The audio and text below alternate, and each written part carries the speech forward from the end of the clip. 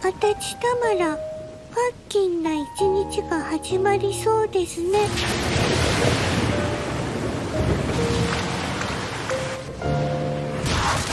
タマラさん。やっほー。 Attention, Japon. Aujourd'hui, on vous parle de Tamala 2030. Et d'ailleurs, on va se demander si c'est pas le film d'animation le plus étrange que j'ai eu l'occasion de voir de toute ma vie. C'est dire, alors que je gère quand même régulièrement en festival, dont le festival d'Annecy, chaque année. Et j'espère d'ailleurs qu'il sera en sélection officielle en 2026. Alors, Tamala 2030, qu'est-ce que c'est? C'est une dystopie Tokyo érotico-féline. Oui, je pensais pas dire ça un jour, mais pourtant c'est le cas. Tamala, c'est un chat.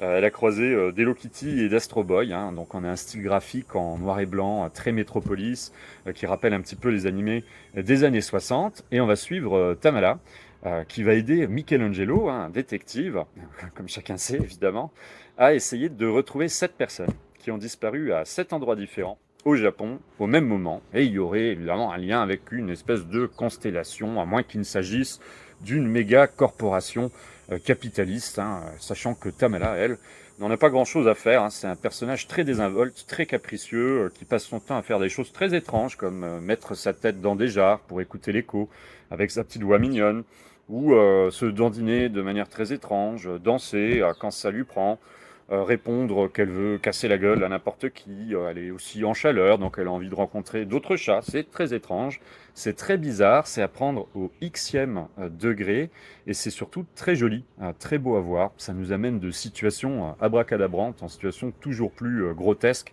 et étranges.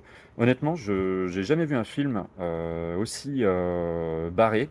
Alors on se perd certes dans l'intrigue, qui est vraiment un prétexte à avoir des situations vraiment bizarres. Tamala, qu'elle soit démembrée, par exemple, on peut avoir d'autres Tamala qui sortent de sa bouche. Il n'y a pas du tout le côté braillard de certains animés japonais. Pour elle, tout ce qui lui arrive est parfaitement normal, et de toute manière, tout gravite autour d'elle en tant que félin très mignon.